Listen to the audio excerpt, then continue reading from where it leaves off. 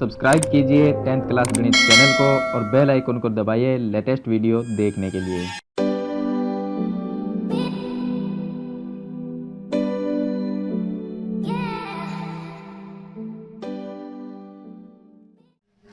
Hello students, आज हम कक्षा 10 की प्रश्नावली नंबर 5.3 है, उसके जो एग्जाम्पल यानी कि उदाहरण दिए गए हैं उनको हम इस वीडियो में सरल करेंगे। तो इसमें कुछ एग्जाम्पल जो हमें दिए गए हैं, यहाँ पर एग्जाम्पल नंबर 13 है हमारे पास में। तो एग्जाम्पल नंबर 13 से हम स्टार्ट करके एग्जाम्पल नंबर 20 तक सरल करेंगे क्वेश्चन को। तो अभी तक आपने वीडियो को लाइक नहीं किया है तो वीडियो को लाइक कर दीजिए और चैनल को सब्सक्राइब कीजिए। तो चलिए हम शुरू करते हैं एग्जाम्पल नंबर 13। एग्जाम्पल नंबर 13 शुरू करने से पहले इसके फॉर्मूले के बारे में मैं आपको बता देता हूँ। तो इसमें जो हम फॉर्मूले काम में लेंगे, देखिए इसमें हमें योगफल ज्ञात करने के लिए जो फॉर्मूला काम में लेते हैं वो हम लेते हैं SN का फॉर्मूला। SN का मतलब ही है समांतर श्रेणी का योगफल ज्ञात करना। जब SN के फॉर्मूले योगफल की बात आती है वहां पर हम SN का फॉर्मूला काम में लेंगे। चाहे वो कैसे भी समांतर श्रेणी हो, उनका योगफल ज्ञात करने के लिए सभी पद का, जितने भी समांतर श्रेणी में पद होते हैं उन सभी पद का योगफल ज्ञात करना हो तो हम SN का फॉर्मूला है वो काम में लेंगे। अब देखिए SN का जो फॉर्मूला है वो फॉर्मूले 2 है। तो SN के 2 फॉर्मूले कब कौन सा हमें यूज करना है उसके बारे में आपको बताऊंगा। तो यहाँ पर पहला जो फॉर्मूला है वो आता है n/2, ब्रैकेट में लिखना है 2a प्लस फिर लिखना है n-1, गुणा में लिखना है d और ब्रैकेट को बंद कर देना है। दूसरा फॉर्मूला आता है n/2 और ब्रैकेट में आता है a प्लस l। चलिए पहले मैं इनके बारे में बता देता हूं। देखिए n है वही समांतर श्रेणी में कितने पद हैं वो n हो गए, n का मान हो जाएगा। यानी कि समांतर श्रेणी में 20 पद दिए गए हैं तो यहाँ पर s 20 आ जाएगा। 5 पद दिए गए हैं तो s 5 आएगा। तो इस तरह से n का मतलब है कि समांतर श्रेणी में कितने पद है। चलिए उसके बाद में यहाँ पर जो a है उसका मतलब होगा समांतर श्रेणी का पहला यानी कि प्रथम पद। n का मतलब जो n यहाँ पर संख्या लिखेंगे वही n की संख्या यहाँ पर आएगी। d का मतलब सार्वंतर हो गया। यहाँ पर n का मतलब सेम ही रहेगा जो इसमें था। a का मतलब प्रथम पद होगा जो यहाँ पर था, और l जो होता है वो होता है अंतिम पद, यानी समांतर श्रेणी का जो लास्ट संख्या होती है उसे हम l भी कहते हैं और उसे an भी कहते हैं। an और l दोनों एक ही चीज होती है, यह आपको समझना बहुत जरूरी है। चलिए अब इस क्वेश्चन को हम सरल करेंगे तो आपको कंसेप्ट है वो पूरा समझ में जरूर आएगा। फिर भी आपका कोई क्वेश्चन हो तो हमें कमेंट बॉक्स में जरूर बताएं। तो चलिए हम शुरू करेंगे प्रश्नावली नंबर 13, सॉरी क्वेश्चन नंबर 13 है इसका एग्जाम्पल नंबर। तो यहाँ पर हमें ज्ञात करना है योगफल।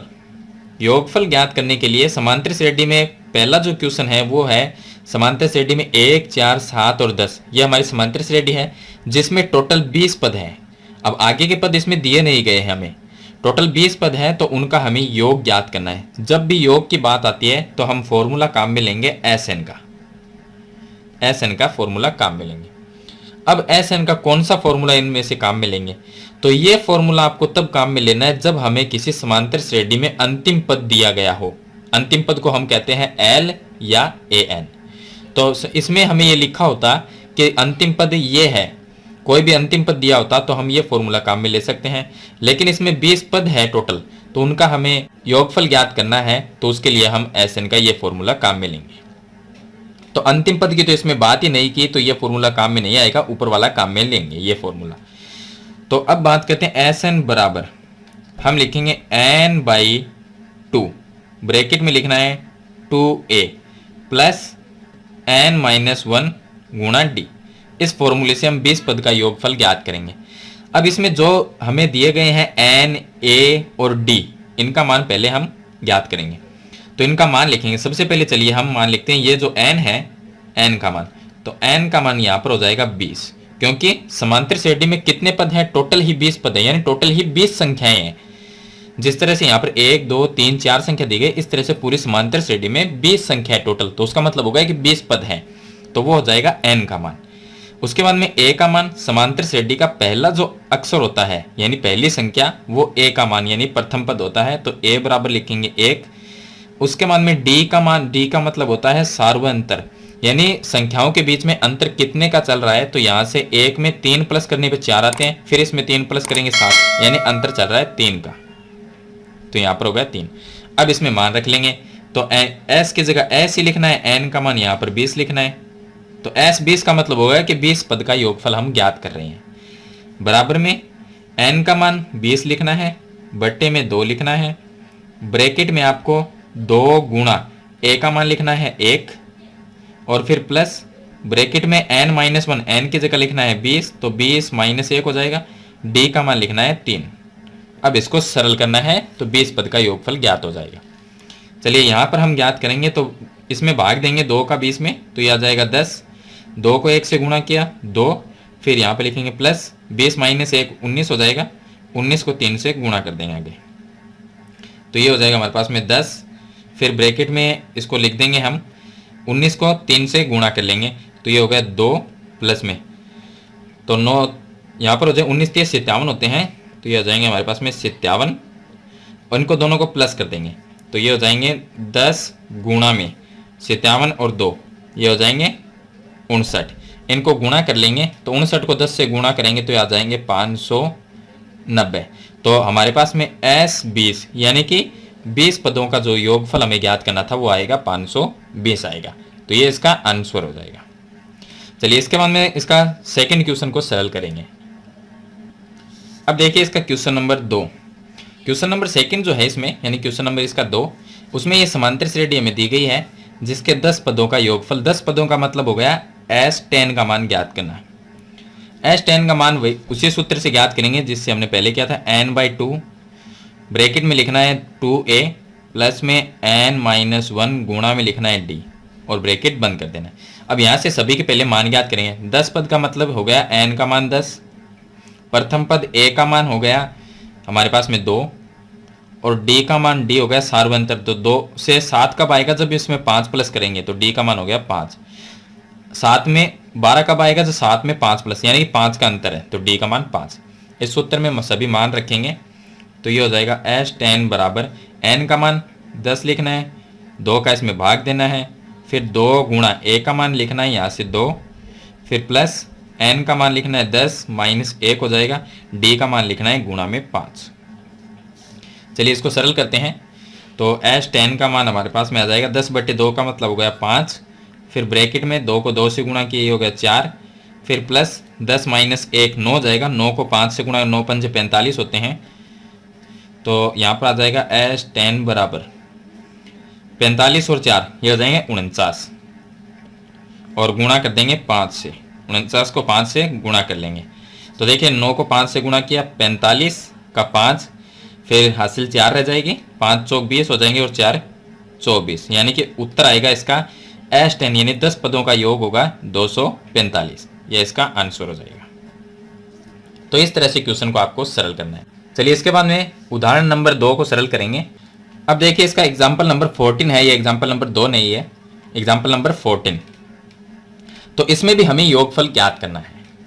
फॉर्मूला मैंने आपको जैसे बता दिया था कि एक फॉर्मूला हमारे पास में आता है sn बराबर n/2 ब्रैकेट में लिखेंगे 2a प्लस n-1 गुणा में लिखते हैं d, और दूसरा फॉर्मूला आता है sn बराबर n/2 ब्रैकेट में लिखना है a प्लस l, जहां पर a प्रथम पद l अंतिम पद। तो क्वेश्चन में अंतिम पद की बात आएगी तब ये फॉर्मूला हम काम में लेंगे। इसका हमें योगफल ज्ञात करना है। समांतर श्रेणी के 2 क्वेश्चन दिए गए हैं। पहली समांतर श्रेणी है, पहला पद हो गया 34 यानी कि a का मान हमारे पास में 34 हो गया, और सार्वअंतर d का मान ज्ञात करेंगे तो d देखिए 34 से 32 कब आएगा, जब इसमें से 2 माइनस करेंगे, 32 से 30 कब आएगा, जब इसमें से 2 को माइनस करेंगे यानी कि -2 का अंतर हो रहा है, तो यहाँ पर d का मान हो गया -2, और यहाँ पर देखिए यहाँ पर प्लस, फिर ये डॉट डॉट करके प्लस, फिर ये लास्ट की संख्या 10 है इसकी, क्योंकि इसके आगे डॉट नहीं दिया गया।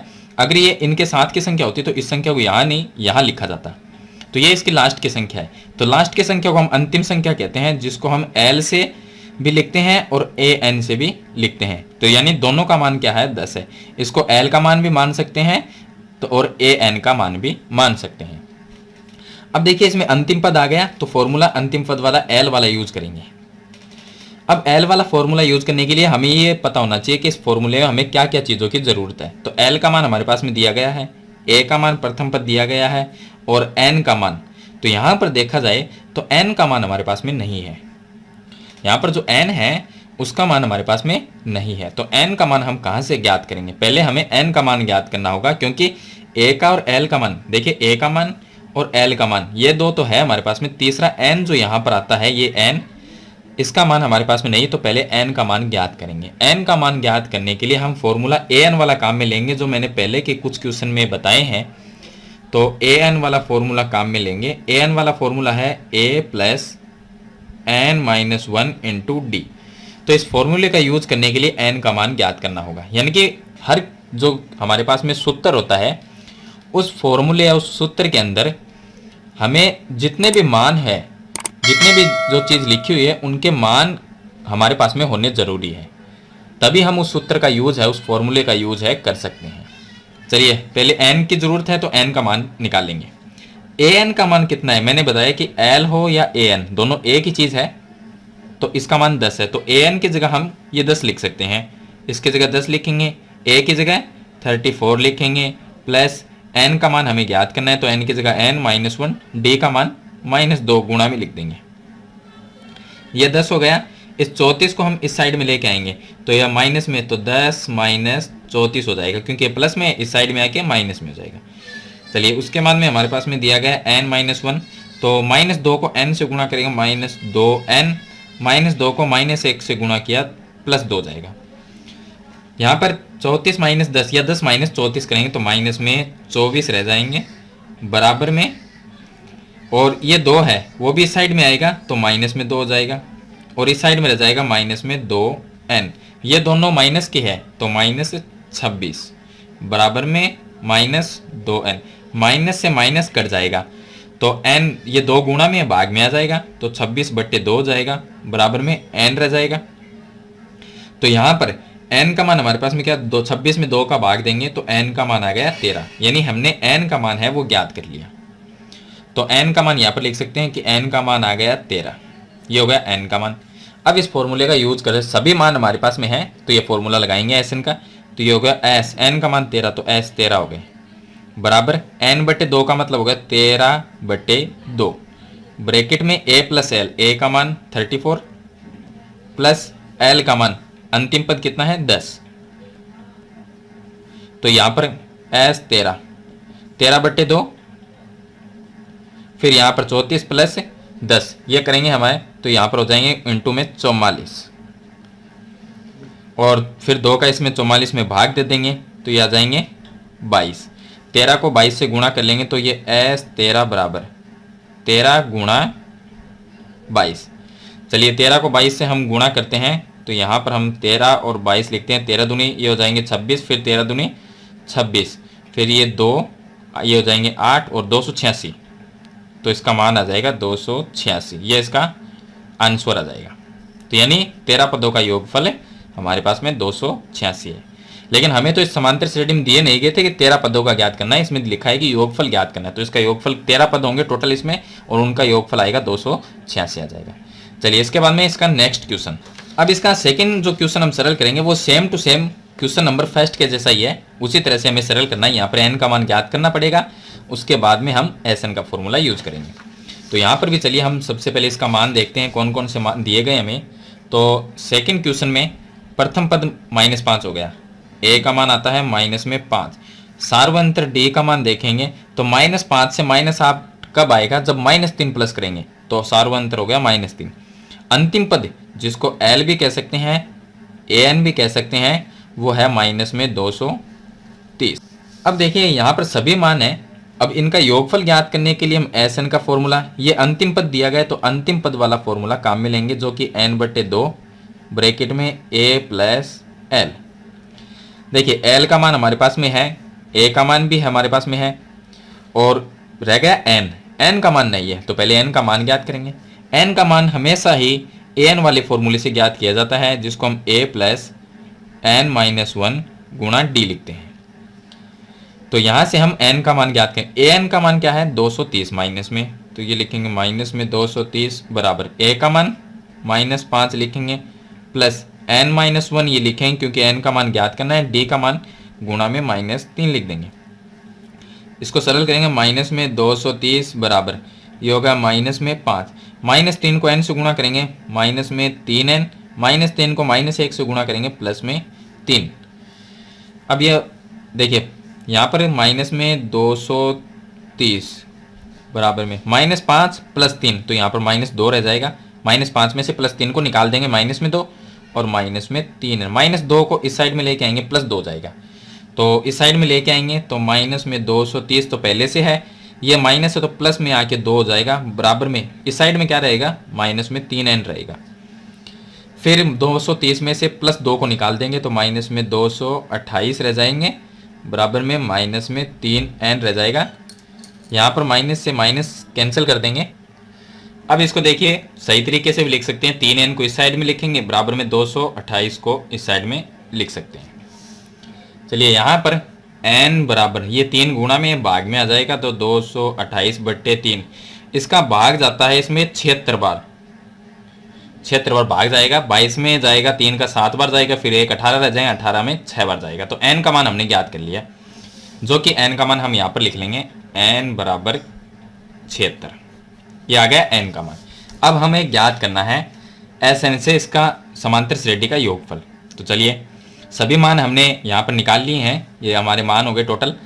अब Sn की S की जगह S, n की जगह 76 लिखेंगे, बराबर में n/2 यानी 76/2 लिखना है।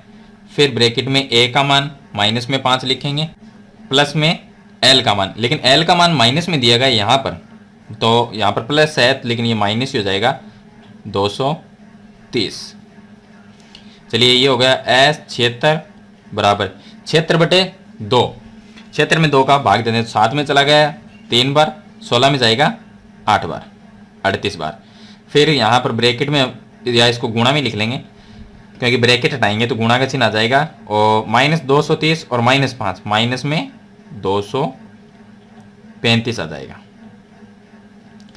इन दोनों संख्याओं को गुणा करेंगे, तो इनको देखिए गुणा करने पर S 76 का जो मान आएगा वो आएगा -8930 आ जाएगा।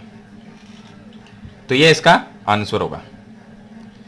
आप यहाँ पर इन दोनों संख्याओं का गुणा करके जरूर देखिए, मैंने यहाँ पर डायरेक्ट लिख दिया है 8930 आए, क्योंकि गुणा करेंगे वीडियो काफ़ी बड़ी हो जाएगी, इसलिए मैंने यहाँ पर डायरेक्ट इसका मान लिख दिया।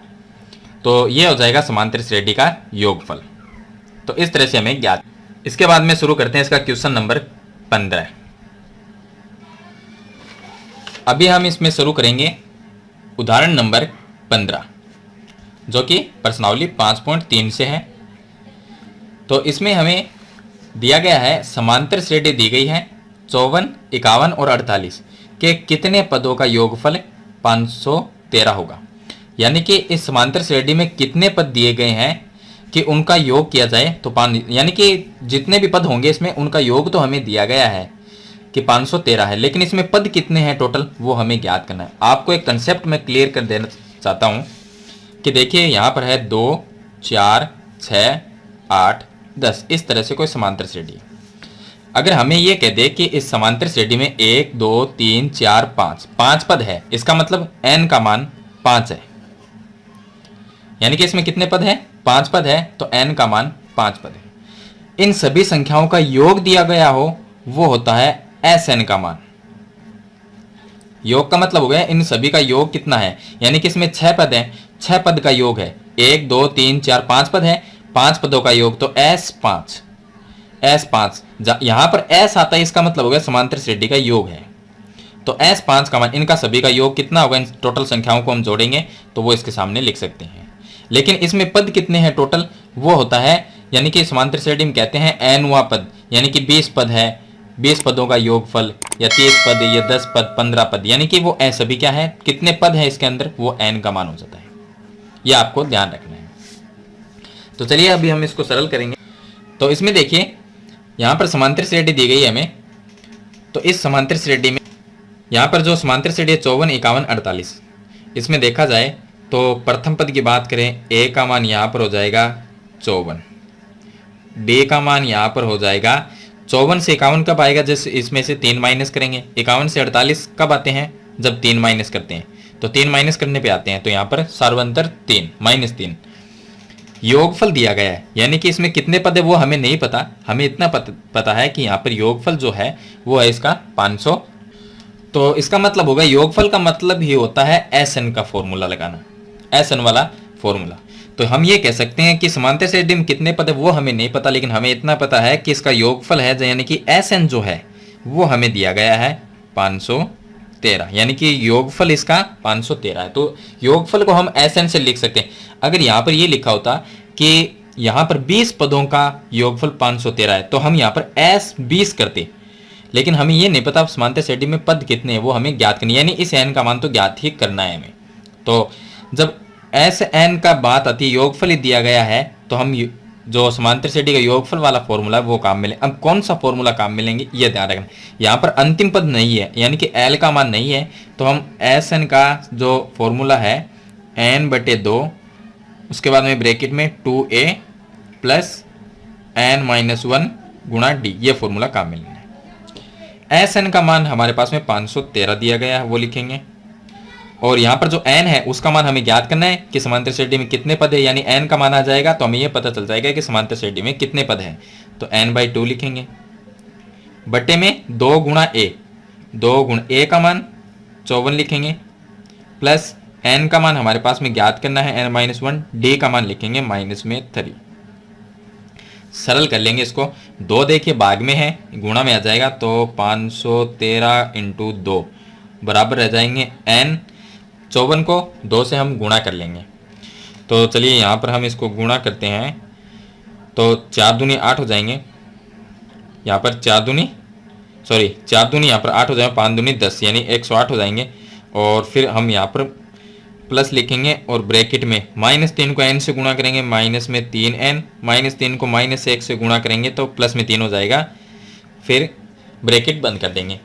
इन दोनों को गुणा कर लेंगे तो 1000 ये आ जाएंगे 1026, इसको लिखेंगे 1026 बराबर, इसको हम सरल कर सकते हैं। तो 108 को n से गुणा किया, ये आ गया 108n, फिर यहाँ पर प्लस माइनस, फिर ये हो जाएगा 3n प्लस में 3।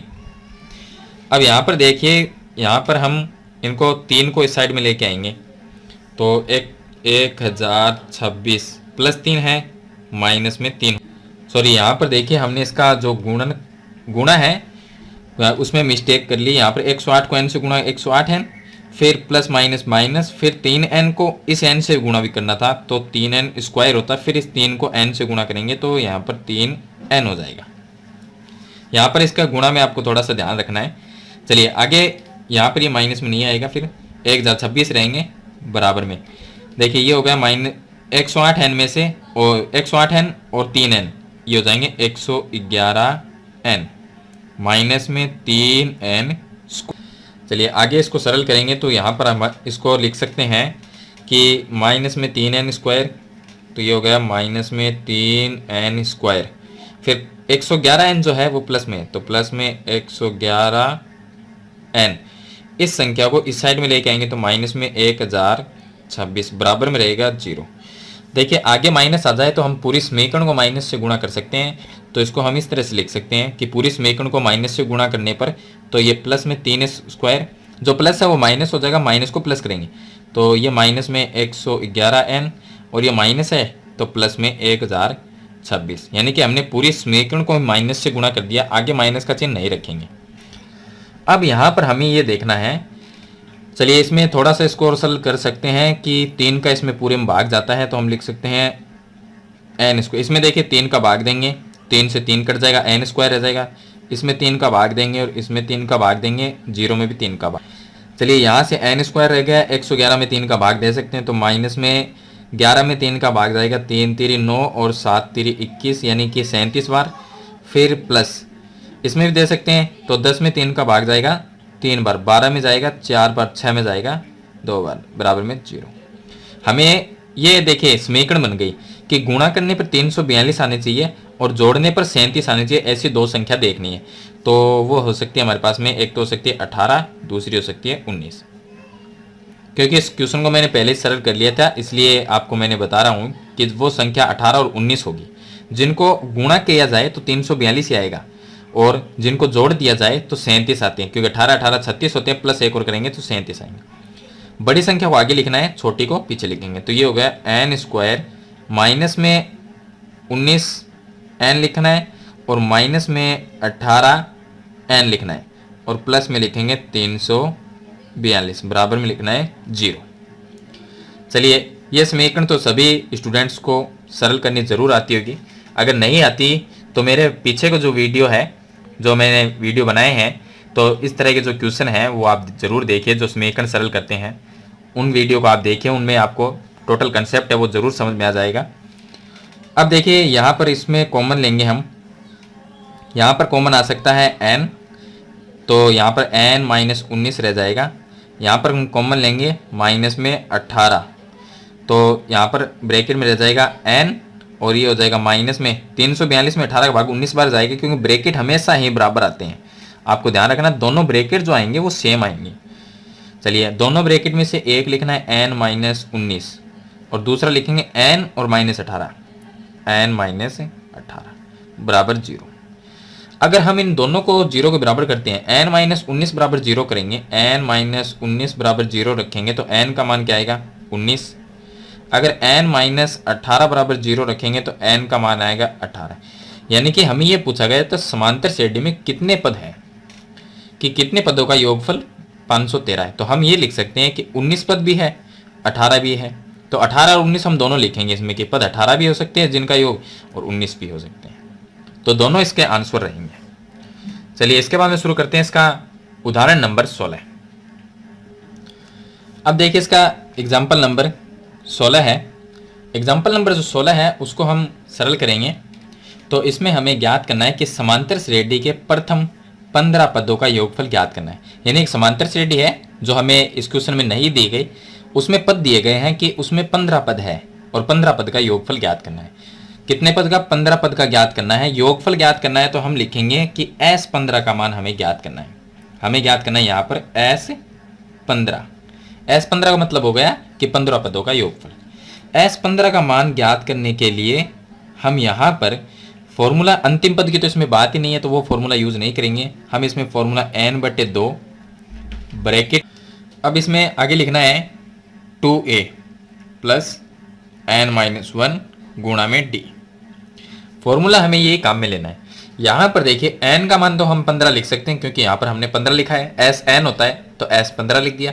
यहाँ पर भी 15 आ जाएगा, इस n की जगह भी 15 आएगा। लेकिन बाकी हमारे पास में जो अक्षर रह गए a और d, उसकी जगह हम क्या लिखे? a का मतलब प्रथम पद और d का मतलब सार्वंतर। ये हमारे पास में तब होते हैं जब हमें एक समांतर श्रेणी दी गई होती है। यहाँ पर हमारे पास में समांतर श्रेणी है ही नहीं, तो हम प्रथम पद और सार्वंतर कहाँ से ज्ञात करेंगे? तो चलिए, उसके लिए हमें an का मान दिया गया है। यहाँ पर हमें दिया गया है an बराबर 9 माइनस 5n। यहाँ पर अगर मैं n बराबर 1 रखता हूँ, n बराबर 1, यहाँ जहाँ पर भी n है इसमें वहाँ पर 1 रखना है। तो यहाँ पर a1 हो गया, और ये हो गया 9 माइनस 5 गुणा n की जगह 1। तो ये हमारे पास में 9 माइनस 5 को 1 से गुणा करेंगे 5, 9 माइनस 5 हमारे पास में आ जाएंगे 4। तो a1 का मान आ गया 4, और समांतर श्रेणी का पहला पद a1 ही होता है, दूसरा a2, तीसरा a3। तो हम यहाँ पर a1 निकाल लिया, a2 निकालेंगे, a3। n का मान 2 रख देंगे। जैसे कि यहाँ पर n बराबर 1 रखा था, हम n बराबर 2 रखेंगे। तो इसी में n का मान क्या रखेंगे? 2। तो ये हो गया a2 बराबर 9 माइनस 5 गुणा 2 रख देंगे। तो ये आ जाएगा 9 माइनस 5 दूनी 10, 9 माइनस 10 करेंगे, उत्तर आएगा -1। a2 का मान -1। इसी तरह से a3 निकालने के लिए n का मान हमें रखना पड़ेगा 3। तो यहाँ पर a3 का मान क्या हो जाएगा? यहाँ पर a3 तो 9 माइनस 5 इंटू 3, n की जगह यहाँ पर 3 आ गया। तो ये हो गया 9 माइनस 15, माइनस में 6 उत्तर आ गया। अब यहाँ पर हमारे पास में एक समांतर श्रेणी बन गई। a1, a2, a3 निकाल लिया हमने। a1 का मान 4 लिखेंगे, कोमा लगा के a2 का मान -1 लिखेंगे। A3 का मान माइनस में 6 लिखेंगे। इस तरह से ये A1, ये हो गया A2, ये हो गया A3, ये बन गए हमारे पास में एक समांतर श्रेणी। और लास्ट में होता है AN। समांतर श्रेणी हमने बना ली। यहाँ पर A और D का मान हम ज्ञात कर लेंगे। तो A का मान यानी कि प्रथम पद होगा इसमें 4, D का मान यहाँ पर आ जाएगा हमारे पास में A2 माइनस, यानी कि इसमें से इसको माइनस कर लेंगे। तो इनमें अंतर कितने का चल रहा है वो देख लेंगे। या A2 माइनस A1, हमेशा देखिए D निकालना हो तो उसका एक सूत्र है कि A2 माइनस A1 करेंगे या A3 माइनस A2, यानी आगे वाले अक्षर में से पीछे का माइनस करना है। तो हम देखिए A2 का मान कितना है, A2 का मान माइनस में 1, फिर माइनस A1 का मान 4 लिखेंगे, माइनस 1 माइनस 4, ये हो गए माइनस में 5। तो इस तरह से D का मान ज्ञात करेंगे। अब हम इसमें मान रख देंगे। तो यहाँ पर S 15 लिखेंगे, उसके बाद में N का मान हो गया 15 बट्टे में 2 लिखेंगे, और ब्रैकेट में लिखना है 2 गुणा A का मान। A का मान हम यहाँ से लिखेंगे और D का मान हम लिखेंगे -5। A का मान 4 हो गया, फिर प्लस N का मान 15 लिखना है यहाँ पर, ये होगा 15 माइनस 1, और D का मान लिखेंगे गुणा में माइनस में 5। A और D का मान हमने यहाँ पर निकाल लिया था। तो ये हो जाएगा S 15 बराबर 15 बट्टे 2, और यहाँ पर हमें 4 दूनी 8 हो जाएंगे।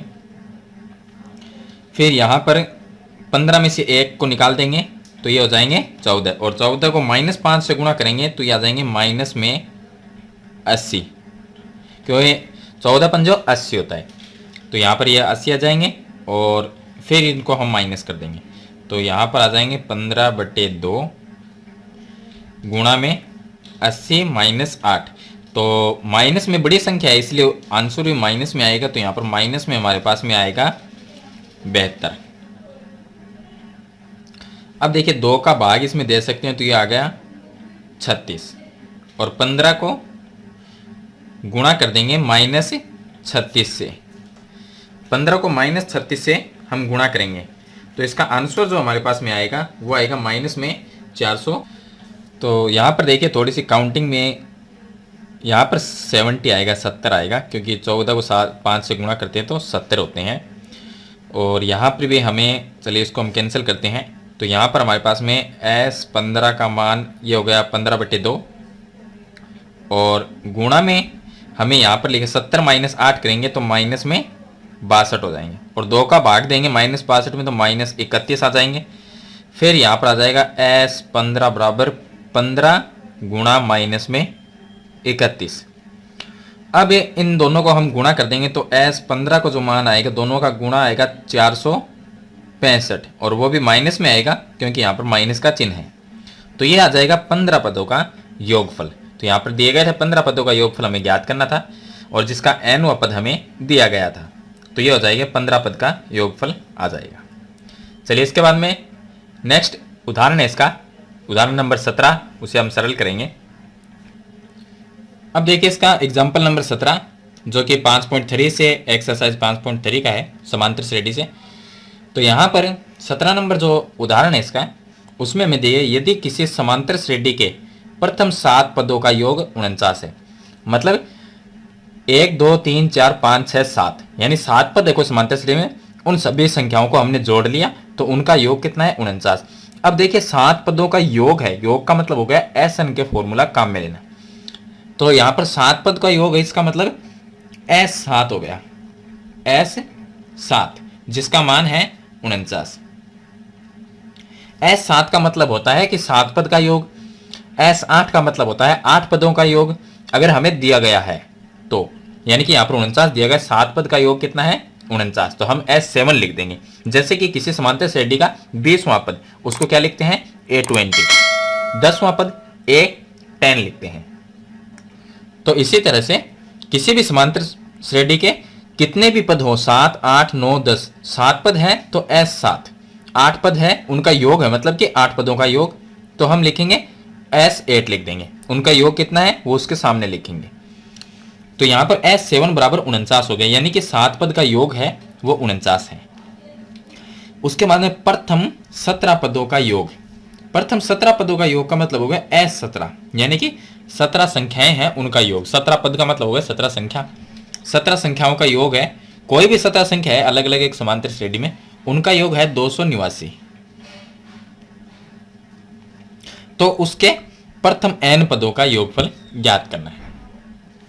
तो यहां पर n पदों का योग का मतलब हो गया कि हमें n पदों का योग, यानी कि 17 पदों का योग होता तो हम लिखते s17, तो n पदों का योग मतलब हो गया sn का फॉर्मूला। योग ज्ञात करना है तो इसका मतलब sn का फॉर्मूला हमें लगाना है। अब sn का फॉर्मूला हम फॉर्मूला इसमें लगाएंगे जो सिंपल फॉर्मूला है n/2, पहले वाला ब्रैकेट में 2a प्लस में n-1 गुणा में लिखना है d।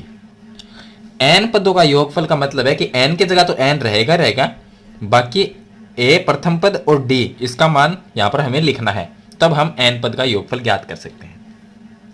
अब देखिए a और d का मान हम कहां से निकालें? a और d का मान हम निकालेंगे यहां से। a और d का मान कैसे निकालेंगे? देखिए s7 है, s7 अगर इस 7 को हम यहां पर 7 लिख दें तो इसकी जगह भी 7 आएगा, इसकी जगह भी 7 आएगा, तो हम इसको क्या लिख सकते हैं? s7 को इस तरह से भी लिख सकते हैं हम, s7 बराबर 7/2 ब्रैकेट में 2a प्लस n की जगह क्या आएगा? 7 आएगा, क्योंकि 7 पदों का योग दिया गया, तो 7 - 1 गुणा में d, ये लिख सकते हैं। और दूसरा s17 को अगर फॉर्मूले के रूप में लिखें तो s17 बराबर हम लिख सकते हैं 17/2, उसके बाद में ब्रैकेट में 2a लिखना है, क्योंकि a तो हमारे पास में है नहीं, n की जगह 17 - 1 और गुणा में d, ये लिख सकते हैं। चलिए इन दोनों को इस तरह से लिख सकते हैं, और इनके बराबर में, इसके बराबर में 49 लिख देंगे, इसके बराबर में 289 लिख सकते हैं। तो यहां पर हम इसको इस तरह से लिखेंगे s7, तो इसको लिख सकते हैं 7/2 लिख सकते हैं, और ब्रैकेट में इसको थोड़ा सा सरल कर लेंगे तो ये हमारे पास में आ जाएगा। देखिए यहाँ पर 2a और प्लस 7 - 1 6, उसको d से गुणा करेंगे तो 6d आ जाएंगे, और बराबर में इसके लिख सकते हैं, क्योंकि s7 का मान है 49, तो इस फॉर्मूले के बराबर भी 49 लिख सकते हैं। चलिए एक समीकरण तो ये हो जाएगी। दूसरी s17 को हम यहाँ पर 17/2 से स्टार्ट करेंगे, 17/2 ब्रैकेट में इसको थोड़ा सा सरल कर लेंगे, 2a और यहाँ पर प्लस का चिन्ह लिखना है, ये आ गया प्लस 17 - 1 16, d से गुणा करेंगे तो 16d आ जाएगा, और इसके बराबर में लिख सकते हैं 289।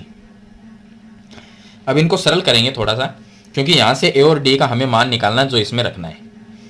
तो यहाँ पर देखिए 2 इसके भाग में है तो वो गुणा में चला जाएगा, तो यहाँ पर देखिए 7/2 पूरा ही गुणा में है, ऐसा मान लेंगे हम कि ये संख्या गुणा में है।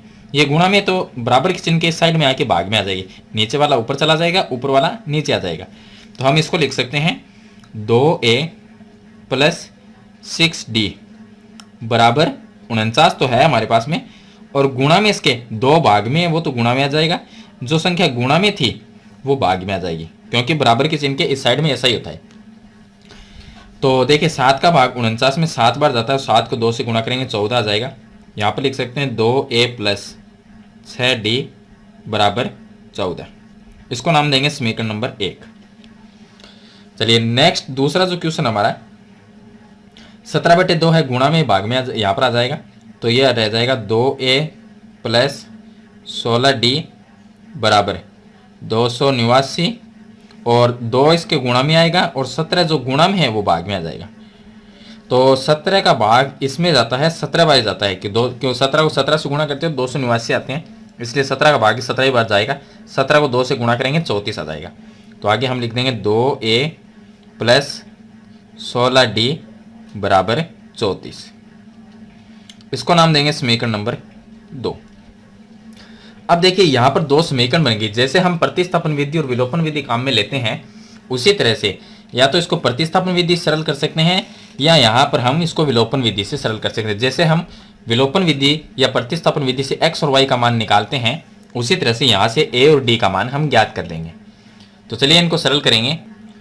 अब इसमें दोनों समीकरण को सरल करेंगे तो हम लिख सकते हैं समीकरण 2 में से समीकरण 1 को घटाने पर, तो यहाँ पर हम लिख सकते हैं समीकरण 2 में से समीकरण 1 को घटाने पर, क्योंकि बड़ी जो समीकरण है जिसमें अक्सर बड़े हैं, संख्या बड़ी है, उसको हम ऊपर लिख लेंगे ताकि उत्तर माइनस में ना आए।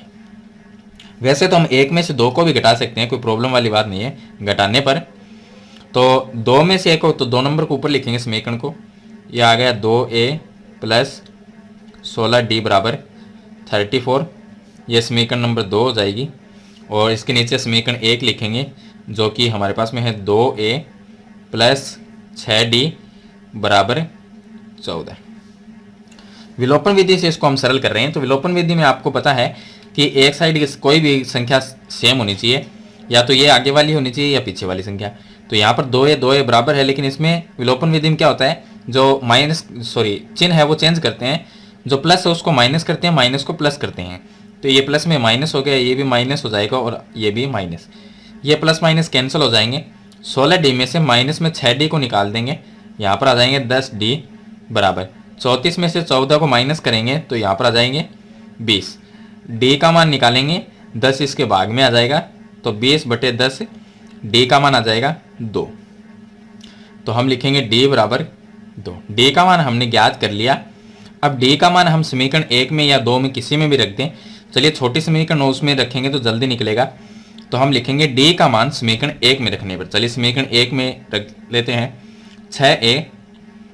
2a प्लस में 6 गुणा, अब d का मान यहाँ पर जो लिखेंगे वो लिखेंगे यहाँ से 2 बराबर 14 लिखेंगे। तो यह आ जाएगा हमारे पास में 2a 6 दूनी 12, तो प्लस में 12 बराबर में 14, 12 को इस साइड में लेके आएंगे तो यह 2a बराबर 14 माइनस 12। तो यहाँ पर हमारे पास में 14 माइनस 12 ये आ जाएंगे 2। तो हम इसको लिखेंगे 2a बराबर 2 आ जाएगा। तो a बराबर 2 में भाग दे देंगे तो a बराबर 2/2, उत्तर आएगा 1। यानी a का मान हमारे पास में आ गया 1। अब हमने a और d का मान निकाल लिया। अब हम ज्ञात करेंगे n पदों का योग, जो कि इस फॉर्मूले से हम ज्ञात करेंगे। यहाँ पर a और d का मान लिखेंगे, बाकी सेम टू सेम रखेंगे। चलिए अब देखिए, इसमें sn की जगह sn लिखना है, उसके बाद में n/2 और ब्रैकेट में 2 गुणा a का जो मान है वो हम लिखेंगे यहाँ से। a का मान 1 है तो इसमें a की जगह 1 रखना है और d की जगह 2 रखना है।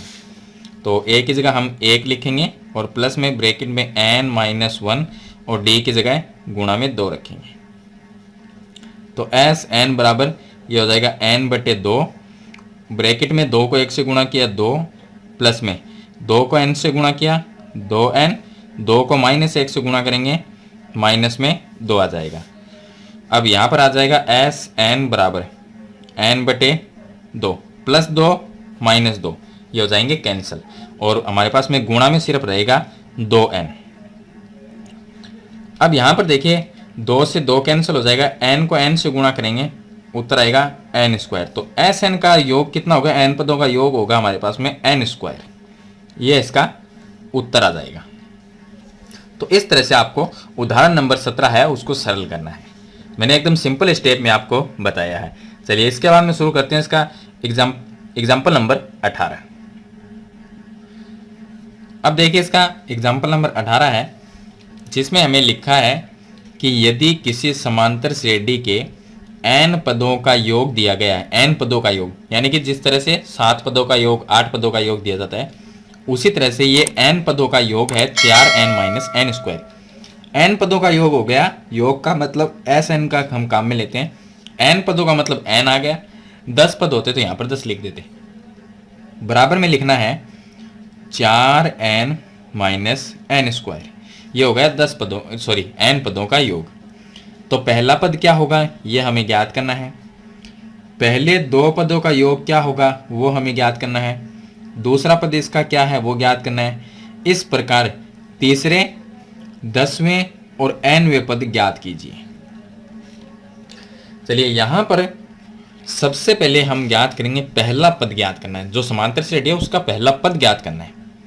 तो समांतर श्रेणी का पहला पद ज्ञात करने के लिए यानी a1 का मान, a भी कह सकते हैं a1 भी कह सकते हैं। अब आपको एक बात मैं क्लियर कर दूं कि यहाँ पर देखिए छोटा सा कंसेप्ट हम क्लियर करते हैं कि S1 जो होता है वो A1 के बराबर होता है, जिसको हम A भी कह सकते हैं, लेकिन S2 जो होता है वो कभी भी A2 के बराबर नहीं होता। S1 को A1 कह सकते हैं लेकिन S2 को A2 नहीं कह सकते। S2 ज्ञात करने के लिए हमें इसमें से यहाँ पर S2 है वो A2 नहीं हो सकता। जब हमें A2 ज्ञात करना होता है तो हम S2 लिखते हैं, उसमें से S1 को माइनस करते हैं। तो देखिए यहाँ पर थोड़ा सा कंफ्यूजन हो जाती है जो स्टूडेंट्स हैं उनके, क्योंकि समांतर श्रेणी जो चैप्टर है उसमें थोड़ा S1 A1 इनके बारे में ज्ञान होना बहुत ज़रूरी है। तो यहाँ पर छोटा सा कंसेप्ट क्लियर करते हैं हम कि A1 होता है वो S1 के बराबर हो सकता है। इस तरह से समझते हैं इसको। A1 है जो समांतर श्रेणी का पहला पद वो S1 के बराबर हो सकता है, यानी कि उसको S1 कहते हैं। लेकिन जो A2 होता है वो कभी भी S2 नहीं होता, वो S2 के बराबर नहीं होता। तो किसके बराबर होगा? S2 में से S1 को माइनस करना पड़ेगा। इसी तरह से समांतर श्रेणी का A3 है वो कभी भी S3 के बराबर नहीं होगा, उसमें से S2 को माइनस करना पड़ेगा। यानी यहाँ पर A3 तो यहाँ पर S3, उसमें से उसका पीछे वाला अक्षर माइनस करना पड़ेगा S2। इसी तरह से A4 तो यहाँ पर लिखते हैं S4। A4 निकालना है तो S4 में से S3 को माइनस करना पड़ेगा। A5 निकालना है तो S5 में से S4 को माइनस करना पड़ेगा। तो इस तरह से इस कंसेप्ट को समझने की कोशिश जरूर करें। तो यहाँ पर हम इसी बारे में चर्चा करेंगे कि देखिए यहाँ पर हमें पहला पद ज्ञात करना है। समांतर श्रेणी का पहला पद का मतलब है हमें A1 ज्ञात करना है। तो A1 हम S1 को कह सकते हैं। अगर मैं यहाँ पर n बराबर 1 रखने पर हमारे पास में क्या आएगा? S1 आएगा। n की जगह 1 रखेंगे, आगे भी n की जगह 1 रखेंगे, तो ये 4 गुणा n की जगह 1 रख दिया, माइनस n स्क्वायर का मतलब हो गया 1 का स्क्वायर। तो यहाँ पर हम इसको सरल करेंगे तो ये 4 गुणा 1 का मतलब हो गया 4, माइनस 1 का स्क्वायर 1, 4 माइनस 1 होता है 3। S1 3 आ गया। S1 3 का मतलब है कि A1, इसको 3 को हम A1 भी कह सकते हैं। तो समांतर श्रेणी का पहला पद क्या होगा? पहला पद। S1 को A1 भी कह सकते हैं, तो A1 का मान आ गया 3। ये तो हमने ज्ञात कर लिया पहला पद। पहले दो पदों का योग यानी A1 A2 का योग कितना होगा? A1 A2 का योग का मतलब हो गया कि हमें यहां पर ज्ञात करेंगे S2। S2 है वो A1 और A2 का योग है। तो देखिए क्योंकि यहां पर जैसे हमने यहां पर देखिए ये तो मैंने आपको बता दिया, लेकिन S2 है वो A1 प्लस A2 होता है, या इसको A2 प्लस A1 भी लिख सकते हैं। जैसे यहां पर माइनस करें यहां पर प्लस करना पड़ेगा। S3 अगर है तो यहां पर लिखेंगे A3 प्लस A2 ये होगा। लेकिन वापस हमें अगर A3 निकालना है यहां पर या A2 निकालना है, अगर हम A3 निकालेंगे तो हम लिखेंगे S3 माइनस S2, इस तरह से लिखते हैं। तो यहाँ पर देखिए S2 निकालेंगे तो यहाँ पर S2 निकालने के लिए देखिए जैसे S1 यहाँ पर 1 रखा तो यहाँ पर 2 रख देंगे, यहाँ पर 4 गुणा 2 हो जाएगा और माइनस हमें मान सिर्फ इसमें रखने हैं। ये एक फॉर्मूला है, इस तरह से समझिए इसको। 4 गुणा 2 माइनस यहाँ पर 2 का स्क्वायर हो जाएगा, 2 का स्क्वायर होता है 4। तो यहाँ पर हो गया 4 दूनी 8 माइनस 4, उत्तर आया इसका 4। उत्तर 4 का मतलब है कि S1 और S2 दोनों का योग, A1 और A2 का योग है। जो समांतर श्रेणी का A1 पहला पद और दूसरा पद उनका योग कितना है? S2। तो यहाँ पर ये 4 हो गया। तो ये हम कह सकते हैं कि पहले दो पदों का योग है। तो हमारे पास में पहले दो पदों का योग आ गया 4, ये भी क्लियर हो गया। दूसरा पद क्या है? अब दूसरा हमें पद ज्ञात करना है, यानी कि A2 ज्ञात करना है। तो मैंने जैसे बताया A2 ज्ञात करने के लिए S2 में से S1 को माइनस करना पड़ेगा। तो हम S2 कितना है हमारा? S2 हमारा 4 और इसमें से माइनस करेंगे S1 हमारे पास में जो आया था 3। तो यहां पर उत्तर आएगा 1 जो कि A2 का मान है। तो ये हमारे पास में आ गया A2 का मान। तो हमने दूसरा पद भी क्या है? इसी प्रकार तीसरे 10वें और 9वें पद ज्ञात करो। तो तीसरा पद ज्ञात करने के लिए हमें तीसरा पद ज्ञात करना है यानी A3 का मान। तो A3 ज्ञात करने के लिए हम पहले निकालेंगे S3 हमारा क्या आएगा? तो S3 यहाँ से निकालेंगे, n की जगह 3 रखते जाएंगे तो यहाँ पर हो जाएगा 4 गुणा, यहाँ पर आ जाएगा 3 माइनस n स्क्वायर की जगह यहाँ पर 3 रखेंगे n की जगह, तो 3 का स्क्वायर 9। यहाँ पर 4 को 3 से गुणा करेंगे, 4 3 12 माइनस 9, उत्तर आएगा यहाँ पर 3। S3 का मान आ गया। ये तो S3 का मान है, यानी 3 पदों का योग है। हमें ज्ञात करना है सिर्फ तीसरा पद। तीसरा पद ज्ञात करने के लिए यानी कि A3 का मान हमें ज्ञात करना है। A3 निकालने के लिए S3 में से S2 को माइनस करेंगे, तो S3 का मान यहाँ पर आता है हमारे पास में 3 माइनस S2 का मान यहाँ पर हमारे पास में आया था 4। 3 माइनस 4, उत्तर आएगा -1। यह आ गया तीसरा पद A3 का मान। चलिए उसके बाद में 10वें पद, 10वां पद ज्ञात करना है। 10 पदों का योग नहीं है, 10वां पद यानी कि A10 ज्ञात करना है। A10 ज्ञात करने के लिए हम फॉर्मूला यूज करेंगे A प्लस n-1 गुणा D। अब A और D का मान कहाँ से आएगा? प्रथम पद और सार्वंतर। तो हम एक समांतर श्रेणी बनाएंगे। किस तरह से बनाएंगे? समांतर श्रेणी में देखिए हमने A1 ज्ञात किया था जो कि A1 पहला पद, समांतर श्रेणी का 3। A2 ज्ञात किया था, वो आया था 1। A3 हमने ज्ञात किया था, जो यहाँ पर किया था A3 का मान आया था -1। यह हमारे पास में एक समांतर श्रेणी बन गई जिसका प्रथम पद हम कह सकते हैं कि 3 है। सार्वंतर D का मान कैसे निकालेंगे? 1 में से 3 को माइनस करें, आगे वाले पद में से पीछे को माइनस करते हैं। 1 - 3, तो यहाँ पर देखिए 1 - 3, उत्तर आएगा -2। ये आ गया D का मान। और n का मान यहाँ पर क्यों 10वां पद ज्ञात करना है तो n का मान 10 है हमारे पास में। चलिए फॉर्मूला ये यूज करेंगे और 10वां पद ज्ञात करेंगे तो A10 का मान आएगा बराबर A की जगह रखना है 3 प्लस n-1, n की जगह 10 आ जाएगा क्यों 10 पद ज्ञात करने हैं -1। D की जगह आएगा, यहाँ से लिखेंगे -2। तो A10 बराबर हमारे पास में आ जाएगा, ये हो गया 3 प्लस 10 - 1, ये आ जाएगा हमारे पास में 9। 9 को -2 से गुणा करेंगे तो -18। इसको हम लिख सकते हैं 3 प्लस माइनस 18 में से 3 को माइनस कर देंगे तो ये आ जाएंगे -15। यह आ जाएगा A10 यानी कि 10वां पद। nवें पद ज्ञात करो। nवें पद हमें ज्ञात करने के लिए, चलिए nवां पद अगर हमें ज्ञात करना है यानी कि an का मान, n पदों का योगफल यहाँ पर ज्ञात नहीं करना, nवां पद ज्ञात करना है यानी an का मान, तो a प्लस n-1 गुणा d। nवां पद, यहाँ पर n की जगह n ही रहेगा, n सेम ही रहेगा और a और d का मान लिखना है सिर्फ हमें। तो an बराबर a का मान यहाँ से लिखेंगे हमारी समांतर श्रेणी से जो हमने यहाँ पर बनाई थी। a का मान 3 लिखेंगे तो यहाँ पर आ जाएगा 3 प्लस n-1, d का मान लिखना है -2। अब इसको हम सरल करेंगे। an बराबर ये हो गया 3, उसके बाद लिखेंगे प्लस -2 को n से गुणा करेंगे -2n, -2 को -1 से गुणा किया, ये हो गया +2। तो ये आ जाएगा हमारे पास में an बराबर 3 प्लस माइनस होता है -2n प्लस 2, तो ये आ जाएगा an बराबर 3 + 2, ये हो जाएंगे 5, तो 5 - 2n, ये आ जाएगा nवां पद। तो इस तरह से हमें सरल करना है इसको। चलिए इसके बाद में शुरू करते हैं हम एग्जाम्पल नंबर 19। अब देखिए इसका क्वेश्चन नंबर 19 है। इसमें हमें दिया गया है कि 250 से 1000 तक 3 से भाज्य प्राकृत संख्याओं का योगफल ज्ञात कीजिए।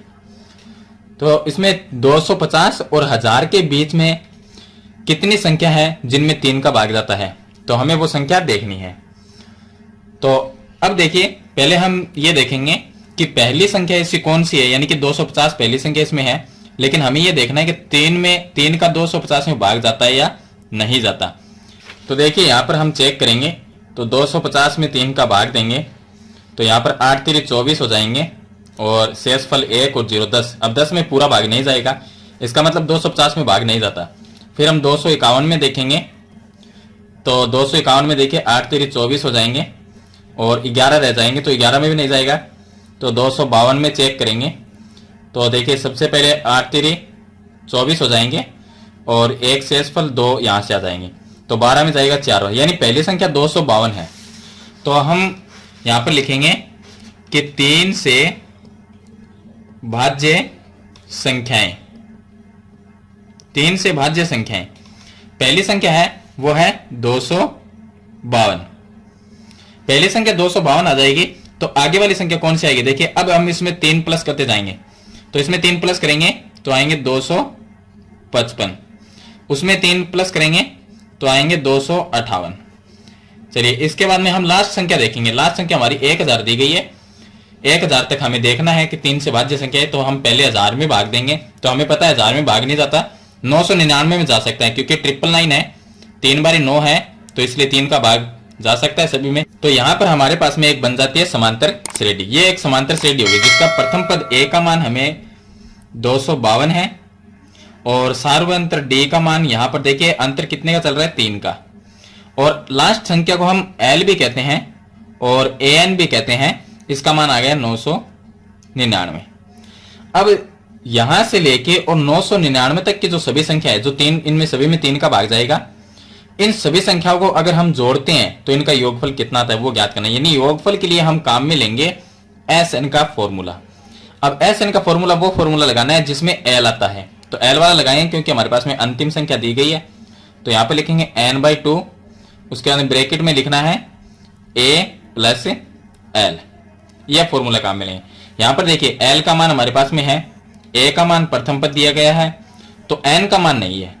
n का मान पहले ज्ञात करेंगे। मैंने बताया कि n का मान ज्ञात करने के लिए हमेशा हम an का फॉर्मूला काम में लेंगे, जहां पर लिखते हैं a + n-1 गुणा d। n का मान यहां पर हमें ज्ञात करना है, तो an का मान हमें दिया गया है जो कि l का मान है।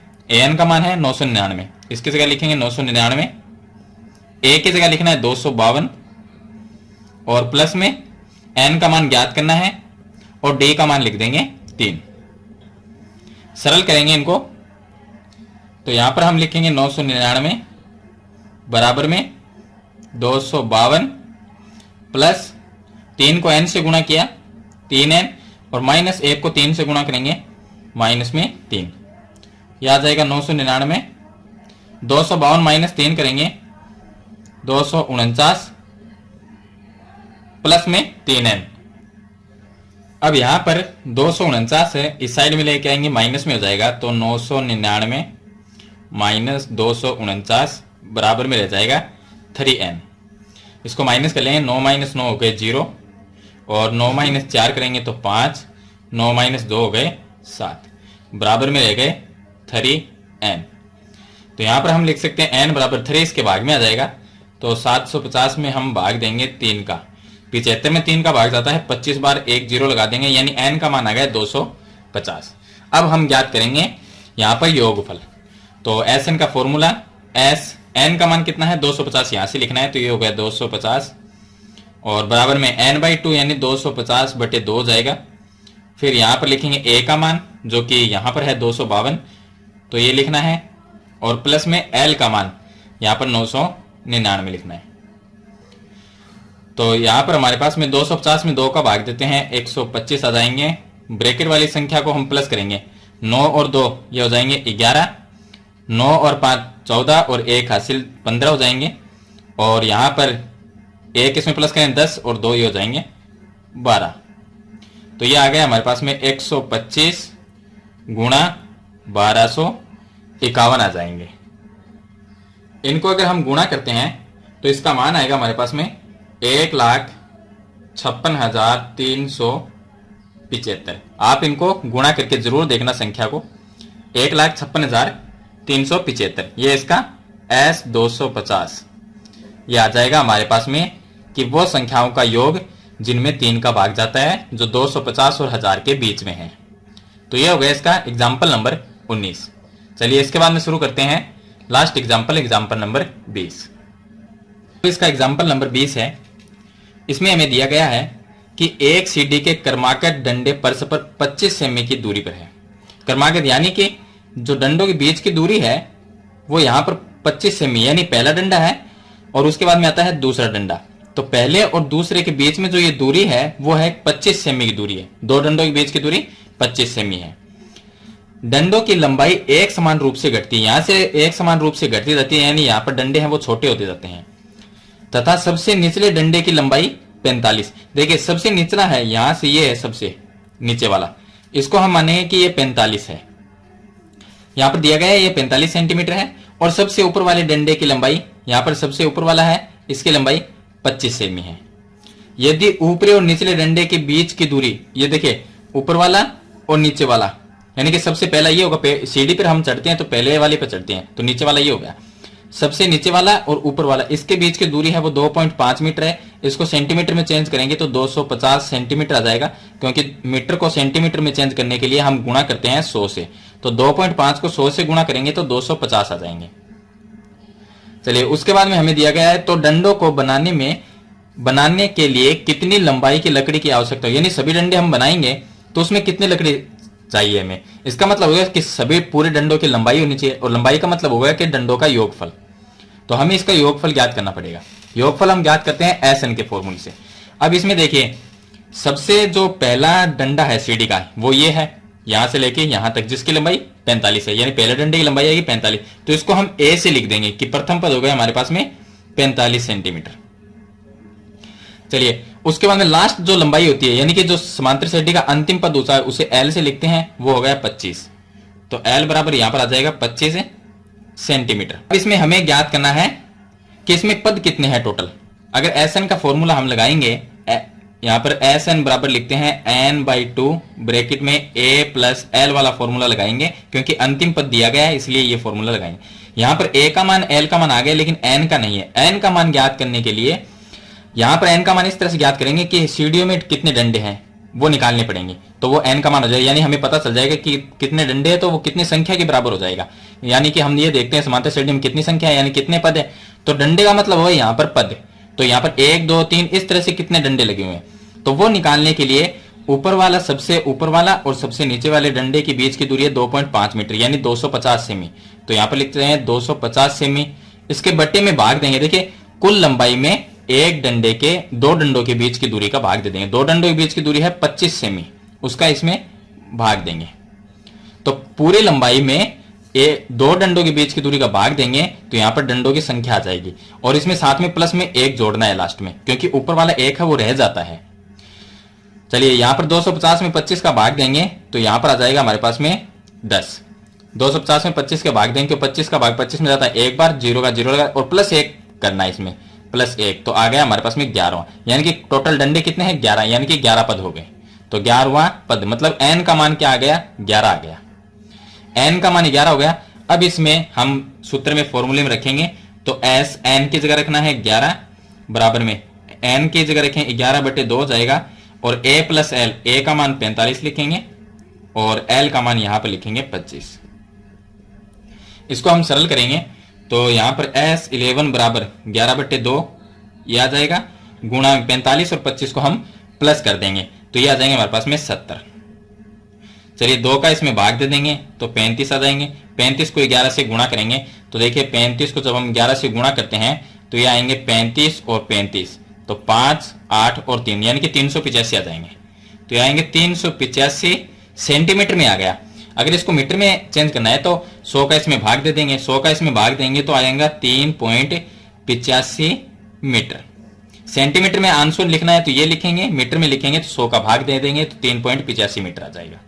तो इस तरह से आपको इस क्वेश्चन को सरल करना है। छोटा सा क्वेश्चन नहीं है, लेकिन यहाँ पर आपको समझना बहुत जरूरी है कि इसमें से हम एक समांतर सीढ़ी के रूप में इसको किस तरह से बनाएंगे। इस वीडियो में मैंने आपको कंप्लीट एग्जांपल है वो बता दिए हैं। अगर वीडियो को अभी तक लाइक नहीं किया तो लाइक के बटन पे क्लिक करिए और वीडियो को लाइक करिए, और हमारे चैनल पे आप नए हैं तो चैनल को सब्सक्राइब जरूर करिए। इंस्टाग्राम पे हमें फॉलो करिए, उसका लिंक आपको डिस्क्रिप्शन में मिल जाएगा। हमारे अदर्स चैनल है उनको भी आप सब्सक्राइब जरूर करें। आज की वीडियो में इतना ही, मिलते हैं नई वीडियो नई टॉपिक के साथ, तब तक के लिए थैंक यू।